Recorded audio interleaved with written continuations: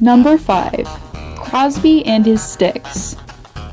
If I were to say Sid was a perfectionist, it is not a reference to his game on the ice, but to Crosby's superstition with his hockey sticks. With his sticks, each one must be cut to a specific length and taped in a specific way.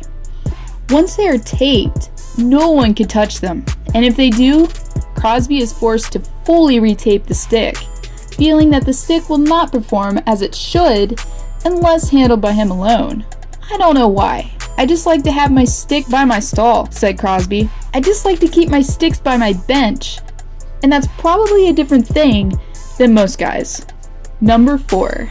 Patrick Waugh and his posts. Goalies are known to be very superstitious, and Waugh was no exception.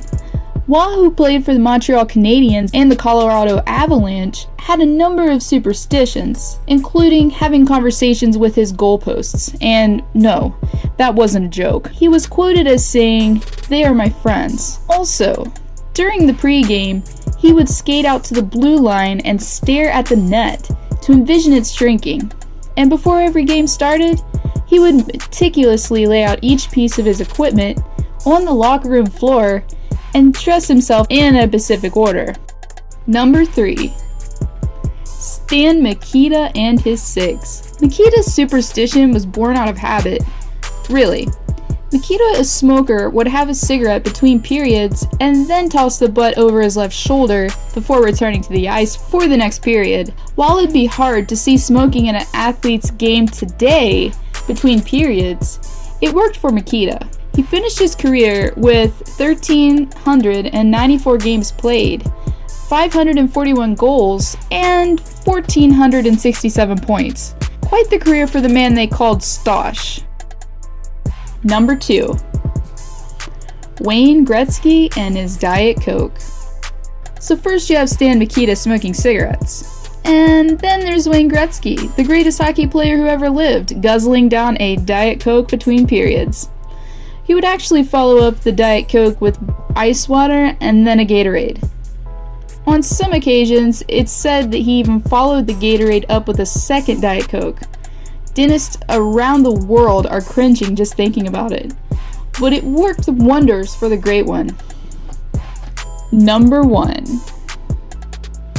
Mr. Goalie and His Puking.